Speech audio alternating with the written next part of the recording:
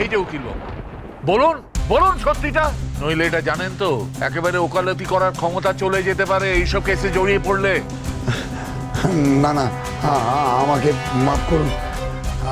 আমার বিরুদ্ধে কোনো জালিয়াতির কেস করবেন না আপনারা। আমি কথা দিচ্ছি, টাকা পয়সা কাগজপত্র সব আমি ফেরত দিতে রাজি আছি। তুমি কি বলতে চাইছো? আমি কোনো জালিয়াতি করিনি। আমাকে মাফ করবেন পার্থবাবু।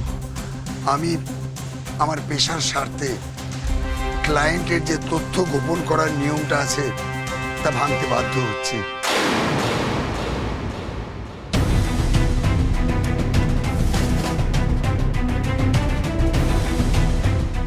এই যে এই দলিলটা পার্থবাবু আমাকে দিয়েছিলেন। ভিডিওতে যেই বড় কাগজটা দেখেছিলেন আপনারা, সেটাই এই দলিলটা। এটাই তো সেই দলিল যেটা হারিয়ে গেছিল।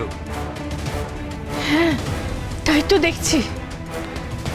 ছোট খোকা, তুই সত্যি? মা, এবার তোমার বিশ্বাস হলো যে এই সংসার ভাঙতে ঝুমুর কোনো মিথ্যে কথা বলেনি?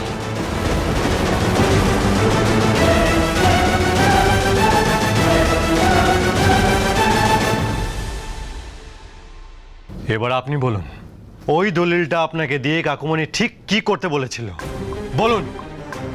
উনি আমাকে বলেছিলেন যে এই বাড়িটা ওনার বাবার নামে আছে, তো বাড়িটা ওনার নামে করে দিতে।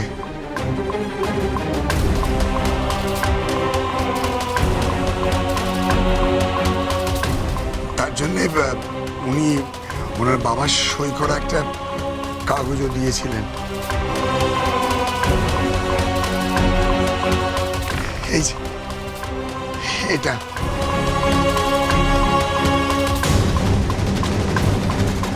আমার সই করা কাগজ? তা আমি তো কোথাও সই করিনি। না দাদু, সইটা তুমি করো না, ওটা কাকুমণি নিজে করেছে। অর্থ তুমি বসো, এত অস্থির হয়েও না, এবার তো শরীর খারাপ হবে তোমার। না না, এমন করবেন না। আমরা বাড়িতে সবাই ছোটরা আছি, ছোটদের সামনে কাকুমনি এভাবে অপমান করবেন না।